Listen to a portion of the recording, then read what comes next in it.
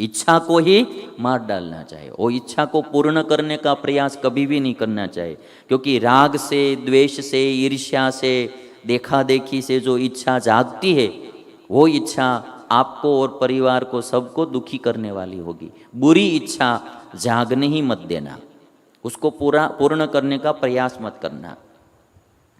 पोषण करता इच्छा है वो जरूर पूर्ण करने का प्रयास करना। ऐसी इच्छा जगती है तो बहुत अच्छा है। और कोई इच्छा आपकी आवश्यकता पूर्ति के लिए जागती है और उसके लिए आप प्रयत्न करते हैं, तो इच्छा नॉर्मल रखना, पूर्ण करने के लिए प्रयास करना। यदि नहीं होती है तो समझना कि इस दुनिया में सबकी इच्छाएं कभी भी पूर्ण नहीं होती है। यहाँ किसी की इच्छाएं, सब इच्छाएं किसी की पूर्ण नहीं होती है। तो फिर दुखी होना ऐसा नहीं, इच्छा करना, पूर्ण करने के लिए प्रयास करना, अच्छी इच्छाएं करना, पूर्ण करने के लिए प्रयास करना, मेहनत करना।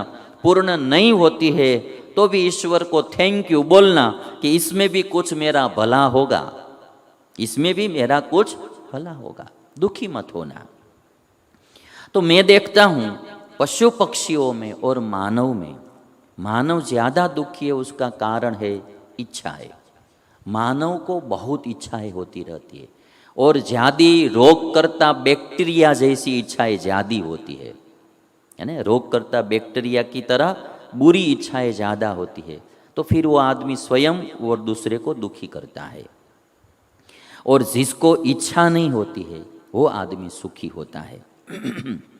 इसलिए किसी ने कहा है कि खुशियाँ कम और अरमान बहुत है। खुशियाँ कम और अरमान बहुत है, जिसे भी देखो परेशान बहुत है। खुशियाँ कम, अरमान बहुत है, जिसे भी देखो परेशान बहुत है।